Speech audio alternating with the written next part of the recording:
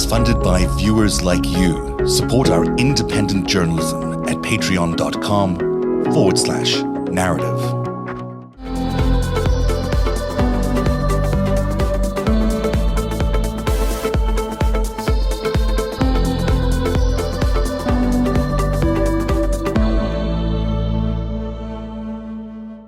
Last week on the show, we did the case against Roger Stone. It was a really popular episode as we started unpacking what Roger Stone was doing on the 5th and the 6th. You remember he was hanging out with the Manhattan Madam, amongst many other things at the Willard Hotel. We're going to pick that up today and look a little further into what he did. Now, picking up from where we were earlier in the show, look at these three gentlemen. You got Roger Stone, Alex Jones, and Mike Flynn. All of these guys publicly conspired about having an insurrection on January the 6th. Two of them, I can't find Alex Jones, although I'm pretty sure he did speak about it, spoke about instituting martial law. Each of them had a role in organizing the events of January the 6th in terms of bringing people together, on planning it and all whatever it was. Each of them had a role in leading an element of that, whether it was Roger Stone in terms of the Proud Boys and the Oath Keepers, and now also the 3%ers. Alex Jones in terms of his InfoWars crowd that were there everywhere, were paying to even speak to the crowd. And Mike Flynn, we know, was part of the QAnon buildup and how QAnon was created. And each of them had a role in terms of funding Stop the Steal. They had a ton of events, they had a ton of video, they had a ton of calls for people to support what was going on January the 6th. And yet each of them is not being indicted because of speech, free speech. I don't know. That doesn't seem to cut it for me, because it's not just free speech. There's money, there's organization, there's planning, there's leadership, there's contact with all these people. It can't just be free speech. It's got to be much more than that. And we spoke a little last time about how conflicted Roger Stone really is, in terms of the fact that he is connected to every single one of these organizations in some way or another. MAGA, Women for Trump, InfoWars, the 3%ers, QAnon, the Proud Boys, and the Oath Keepers all have connections to Roger Stone. And yet he seems to be thinking that he's going to get away with it. Now, right now, at least, there is no indication that he's even being questioned or indicted or will be for anything that he's done during that period of time. And just one last thing before I let you jump in here, Noel. We spoke last time about the Willard Intercontinental Hotel and how close it is to the White House. And I got the satellite image so everyone can really appreciate how close it is. That big building between the White House and the Intercontinental is the Treasury building. It's basically inside the White House complex. So the Willard Hotel is the White House, basically. If you want a place to stay, that's where you stay. Now, many people are now saying, as we said for the first time last week, pointed out that there were 50 people, according to the Manhattan Madam, who were staying at the Intercontinental Willard, 50 people, that perhaps people should be considering that as a war room. Seth Abramson is out there saying that was a war room, according to some warrant indictments that he's seen. We'll ask Scotty about that, but we don't know that for sure. All I can say for sure is that it does seem like 50 people, including Roger Stone and many Proud Boys, many Oath Keepers, were all staying at the Intercontinental Willard Hotel. And look how close it is to the White House. There's a feeling that something very serious was going on there in the Willard Hotel that amounted to a command and control center for the insurrection of January the 6th. So far, none of those people who were in that command and control room have even been questioned, because they weren't conducting violence, as it were, on the day of January the 6th. When I was a bike messenger, I worked on Capitol Hill, and my main account was the Congressional Budget Office. I was assigned there every day. And back then, you used to deliver to the east wing of the White House. You literally used to bring packages up to the guardhouse, like 10 feet from the building. Wow. There's this little sort of guardhouse where they check IDs. Yeah. And I would drop off packages. I would also drop off documents and House resolutions at the Willard all the time. Right. It was one of my, if you were bringing something to somebody who was doing business at the White House, it was either at the Willard Hotel, it was at the White House, or it was at the old executive office building, which is on the other side of the White House, the western side. Like you mentioned, the money. There's big money behind 50 people staying at the Willard Hotel. And there's a sort of a presence of officialdom in staying there as your command operation. And you mentioned Roger Stone and all the ties that he had. he was also just pardoned in December. And when he was on trial for a year, he tweeted out a picture of the judge in his case with a bullseye over her face. So you couldn't have a more dangerous man who's basically given the middle finger to justice and saying, I'm above the law the entire time. And then he gets pardoned. What does he do? He starts an insurrection. And he is a Batman villain. You know, it's all right. He really is. It's right in front of your eyes. You see what they were doing. Basically, the whole thing is like, how are you going to stop us? I agree with you. Whole thing, I think that's exactly what's going on. It's a very dangerous game of cat and mouse, but because they've got, I assume they're all pardoned. I assume the reason we've not seen more action around them is that they're pardoned. This is Roger Stone before the insurrection. He was using the stopthesteal.org account as a way of fundraising. And what I found so amazingly interesting in this particular video is how focused he is on raising money for the security of the marches. Now, who were the security of the marches? They were the Proud Boys and they were the Oath Keepers. They were his security. That's who they were raising money for. So let's listen to a little bit of it here. Let me see if I can pull up the audio. All the professional accoutrements of an event. This is a pop-up grassroots event for which we need professional security.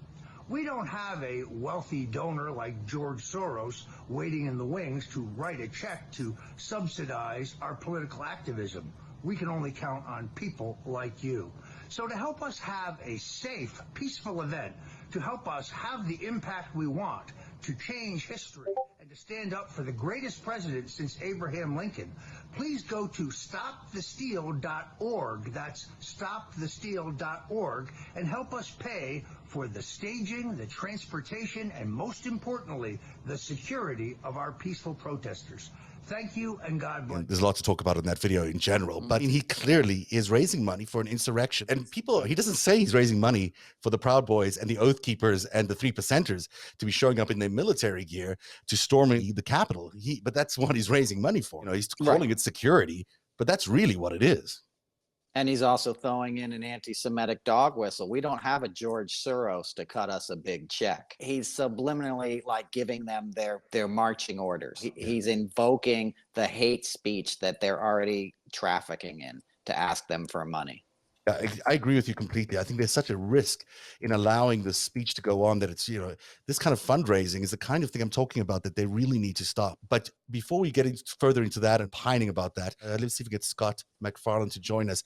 Everyone's got to follow Scott MacFarlane. If you don't, he is the source for the best information in everything that's going in Washington, D.C. Regarding the indictments and involvement in the insurrection. And Scott, it's just terrific that you've spending some time with us tonight. Today was a big day because not only did we find out that the Oath Keepers were much more significantly involved, but there was an attempt to keep them in jail for a longer time while we figure out more of what they were up to. Can you let us all know what happened during the Oath Keepers that were recently just indicted in the insurrection? Yeah, this is a group that's like the Oath Keepers. It's another far-right group accused of conspiracy. They're actually called the 3%ers. Oh, sorry, I meant the 3%ers. I'm sorry. Yeah. I meant the 3%ers. Sorry. It's a parallel group, so it's easy to conflate the two. The 3%ers, which, by the way, are named after, in their minds, the colonial era, when during the Revolutionary War, 3% of the colonists took arms up against the British. So they think of themselves as revolutionaries, and the feds say when they were on Capitol Hill January 6th, they were making Revolutionary War references. But the new revelations today are actually much more severe. They're saying at least one of these accused 3%ers, a guy from California named Russell Taylor. This is him here, I believe. I don't know which one of him is here.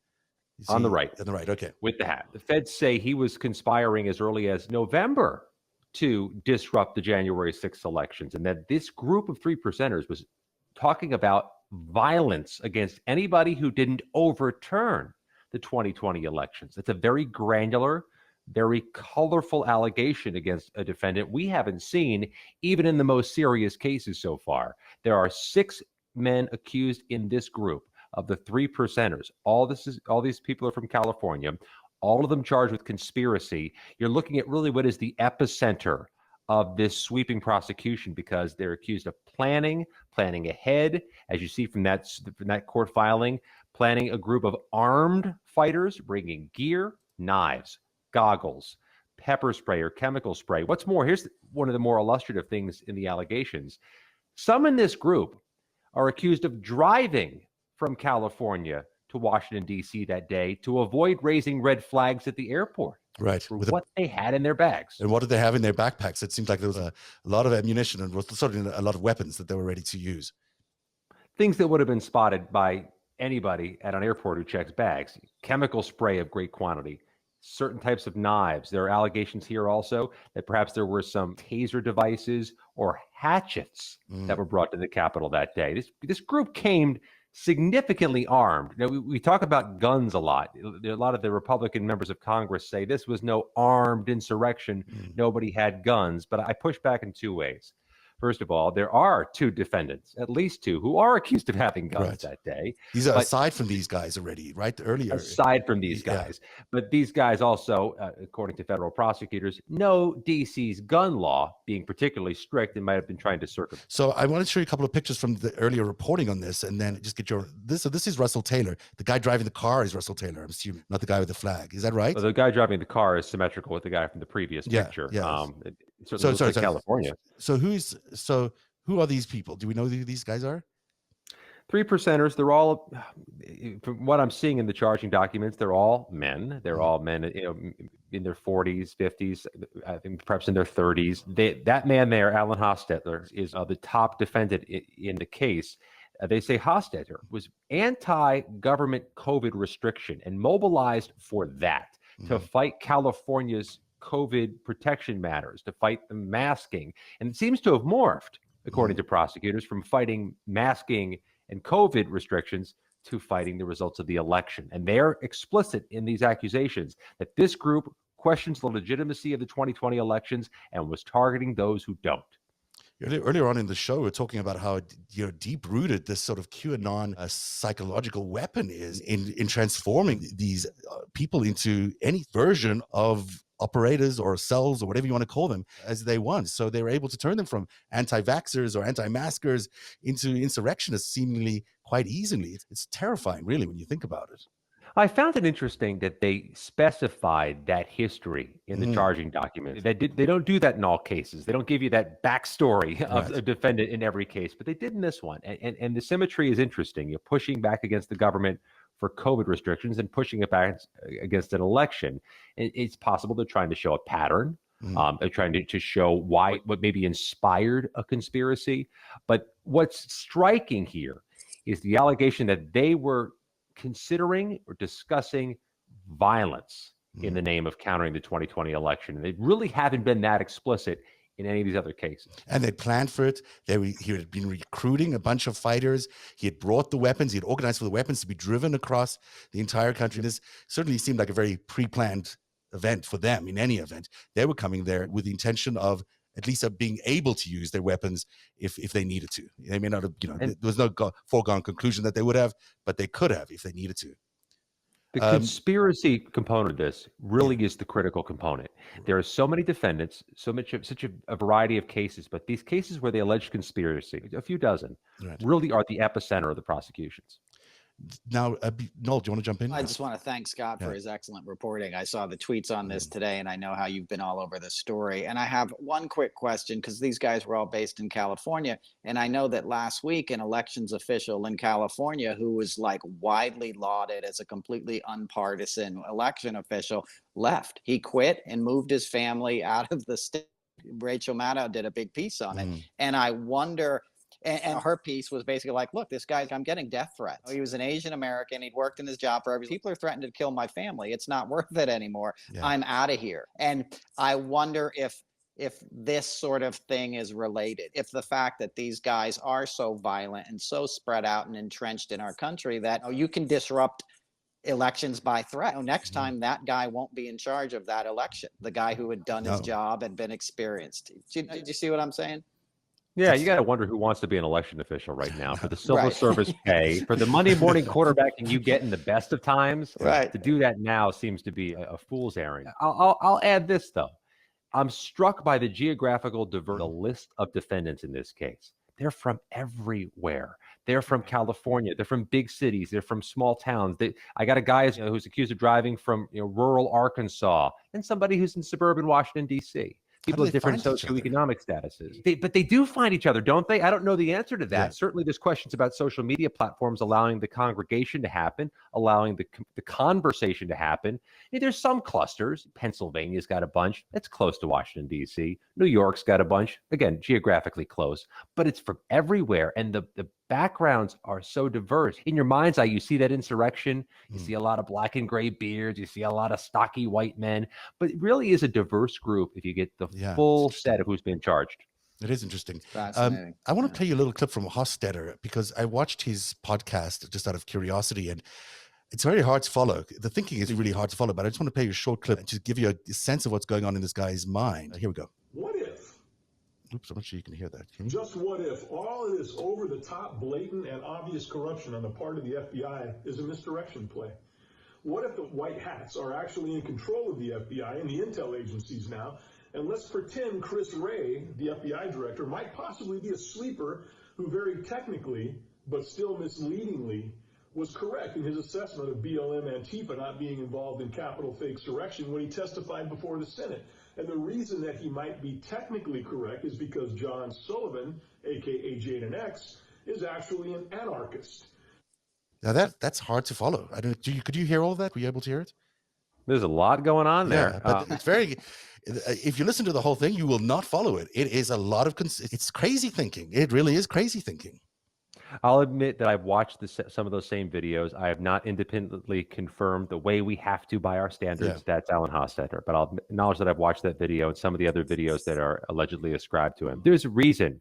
The prosecutors, though, have given us the backstory on Alan Hofstadter. They mentioned the website that he has. They mentioned the other groups with which he's associated or is accused of founding. They're putting that in there because they're trying to build a case, presumably, that this is an organizer, somebody who organizes things, because they're trying to make a conspiracy case, which is a different level threshold to reach as a federal prosecutor, and the infrastructure of building a conspiracy case. It comes off his LinkedIn page and identifies himself as that. But you're right; it might not be him.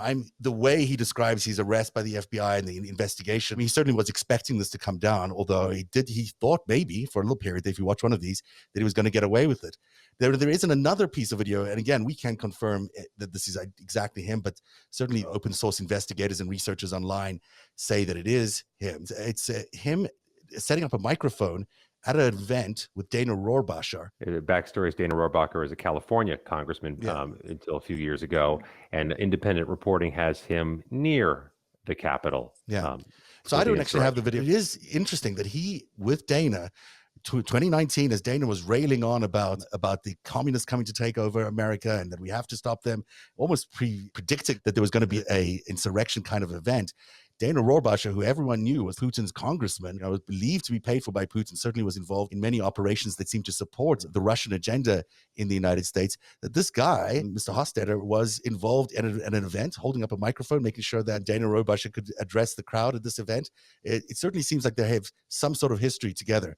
Now, you're right about Dana being at the insurrection. It certainly surprised a lot of people. I've been watching this guy for a long time. I could not believe that he was present at the insurrection and was spotted by the open source investigators. This is him looking a little disheveled, perhaps, but at the insurrection, just outside. He didn't get into the Capitol. He didn't get into the Capitol itself, but certainly there he is with a friend of his. It's interesting that all of these sort of tie together. It's shocking that we've got a former representative there with ties to Putin. Even Kevin McCarthy said that he's hanging around and he's got ties to these 3%ers.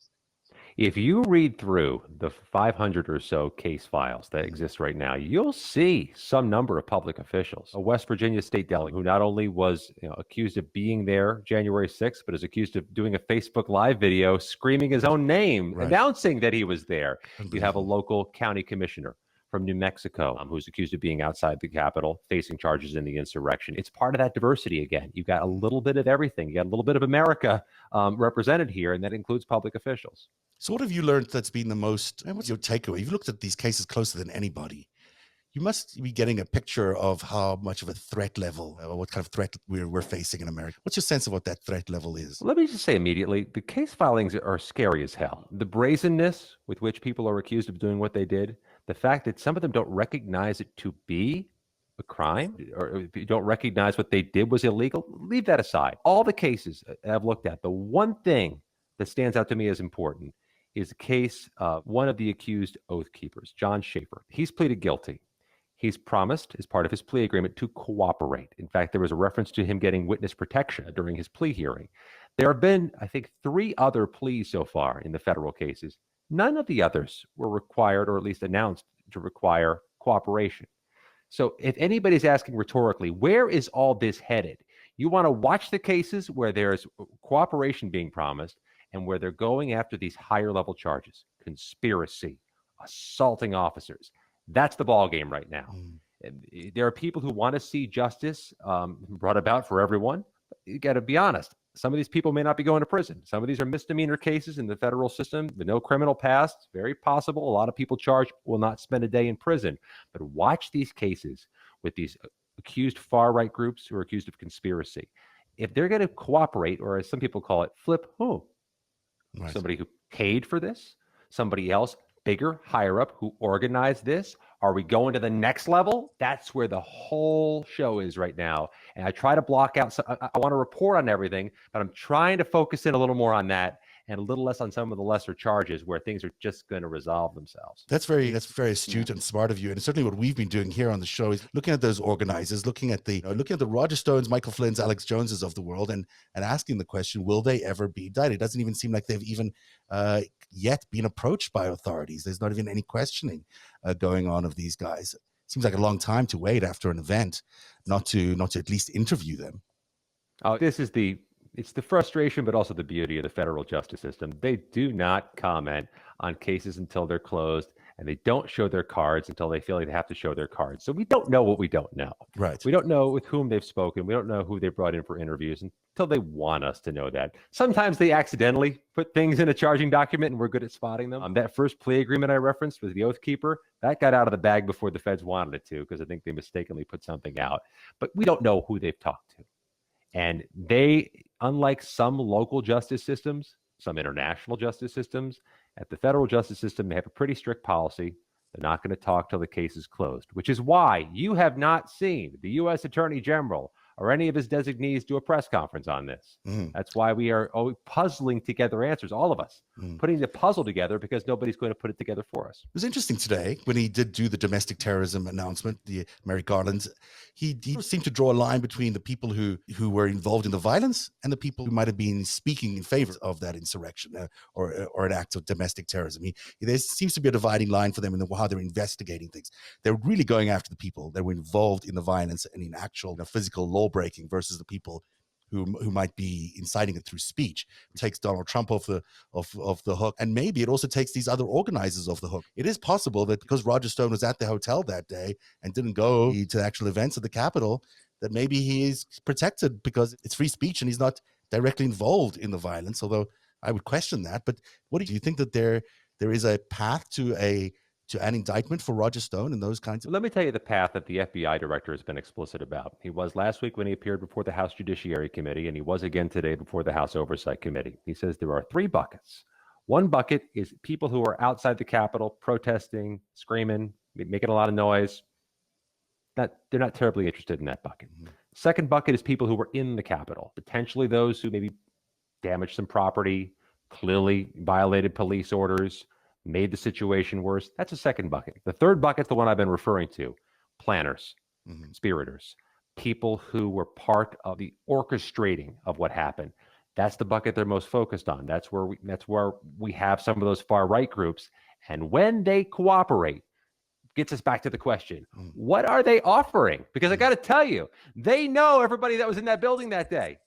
Right. So if you're going to cooperate, what are you offering up? Because they think they got pretty good evidence against the other 499 people. So that's the fascinating open question, which motivates me to dig on this. You do such great work with this. Sorry, go ahead. Thank you, Zeb.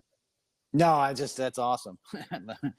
You made me feel so much better. Actually, listening to you talking right now helps me feel a little bit better about where we are going down the path, because it doesn't feel like to me like they were actually ever going to get there, but maybe they will still. There's how many the people... federal system is so painfully slow, Zeb. I mean, it moves in months and years. It doesn't move in days and weeks, which can be unsatisfying, but is an indication of thoroughness.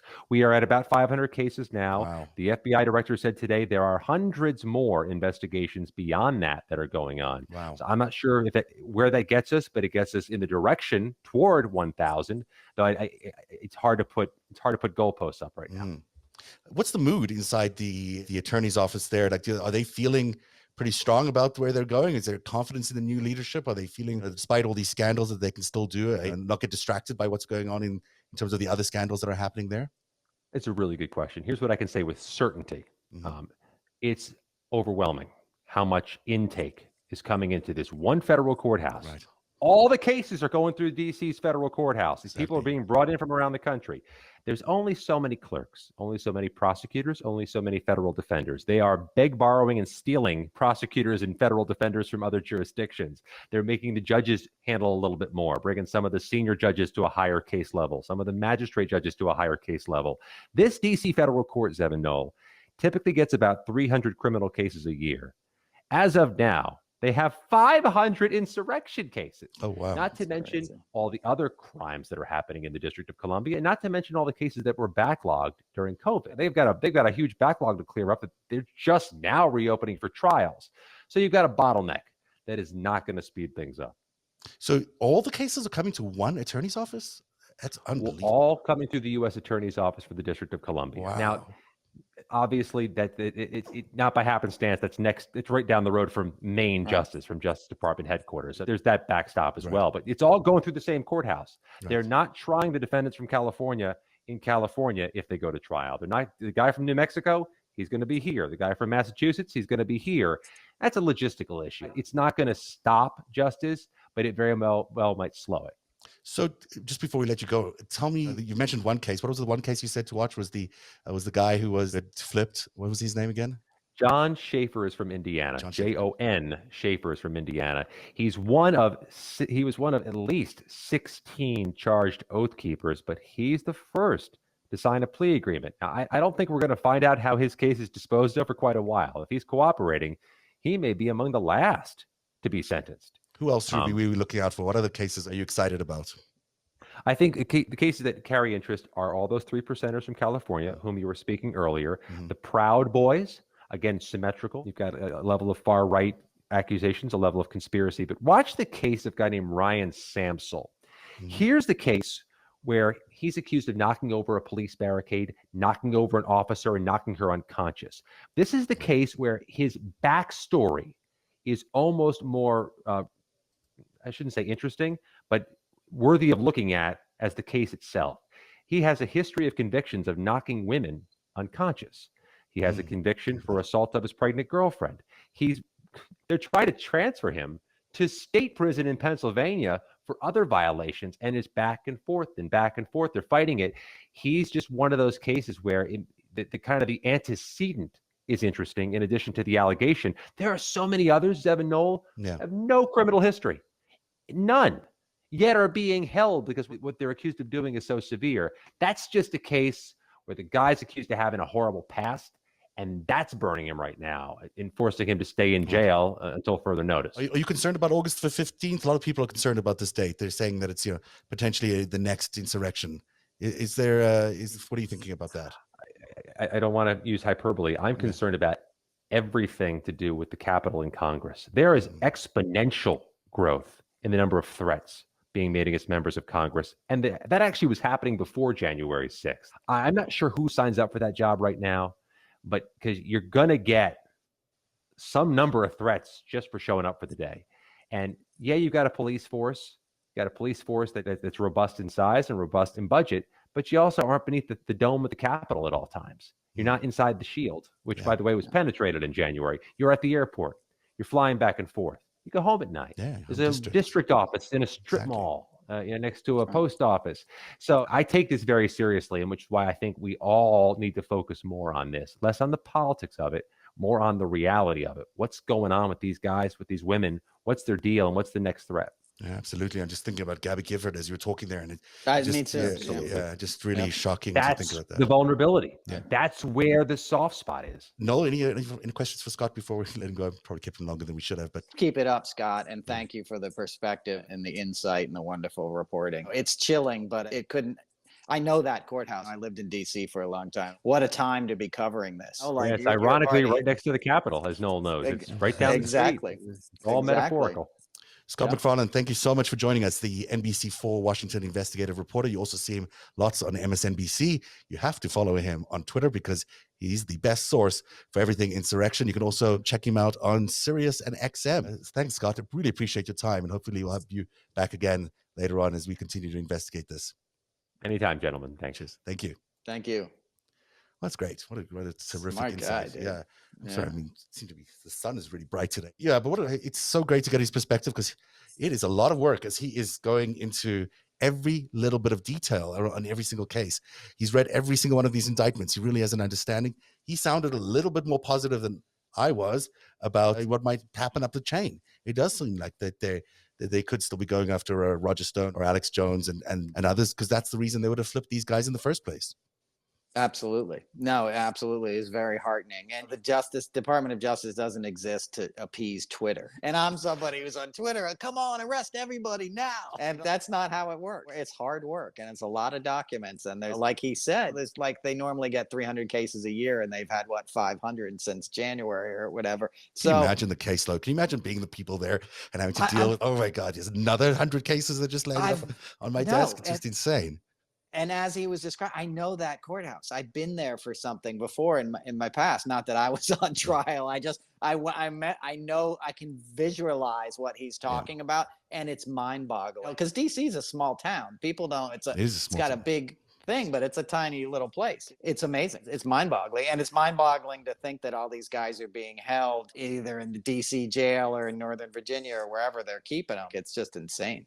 It is, and that they're keeping them for these kind of charges with no track records. Because I am really concerned still about what's going on. It was difficult to hear him describe what his fear was around all these representatives. But there's this date floating around for August, and again, just to circle back to the top of the show, we need to stop allowing people to have this kind of conversation out there.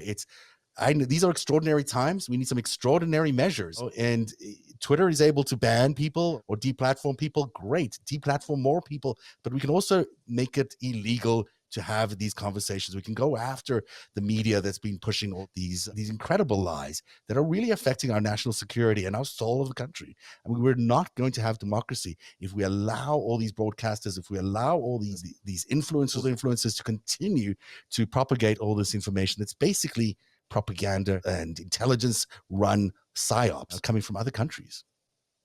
Well said. And the scariest thing that Scott said is that most of these guys don't have criminal records. That's what people need to focus on. These aren't people that were like in bike gangs and drug dealers that just fell under the spell of a conspiracy. These are normal Americans for all intents and purposes. They're across the socioeconomic spectrum. They're across the geographical spectrum, and they haven't done anything before, which means something out there that has radicalized them, the QAnon, the 3%er, the MAGA, the Donald Trump, has gotten them to the point that they'll load up their cars in California with weapons and drive across the country to attack the United States Capitol on television. And think that they're doing the right thing, and think that they're not doing anything wrong. I mean, that's the point. Yeah. No, that's what I'm talking about. Yeah. They think they're patriots. They think they're the same thing as revolutionary soldiers fighting against tyranny, and they're buying it. Like that's the point I'm trying to make, is that these aren't guys that are just like have always been maladjusted troublemakers that are just looking for an excuse to punch a cop or something. These are normal people that are essentially risking it all for this fight. And such a good point. It should be chilling. It should be chilling. Narrative is funded by viewers like you. Support our independent journalism at patreon.com/narrative.